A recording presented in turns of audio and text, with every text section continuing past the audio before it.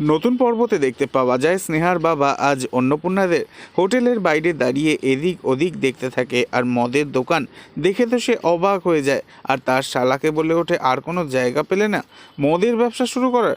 তখন সে হাসে আর বলে, তুমি যদি কারোর ব্যবসা চম্পট করতে চাও তাহলে সেখানেই তোমার দোকানটা দাও, যেখানে সে ব্যবসা করে খাচ্ছে। এ কথা শুনে স্নেহার বাবা বলে, তোমার তো দেখছি অনেক বুদ্ধি। অন্যদিকে দেখা যায় অন্নপূর্ণা আজ মন্দিরে এসে ভোলানাথের সামনে বসে কাঁদতে কাঁদতে বলতে থাকে, দেখো বাবা ভোলেনাথ, আজ থেকে যেন স্নেহা আর আমার জীবনটা আবারও নতুন করে সবটা শুরু হয়। অন্যদিকে দেখা যায় স্নেহা বাড়িতে আজ আলমারি খুলে একটা নতুন শাড়ি হাতে নেয়। তখন সেই শাড়িটা দেখে স্নেহার ছোট বোন বলে, দিদি এটা তো মায়ের শাড়ি, আর এখনকার দিনে এই শাড়ি কেউ পরে নাকি?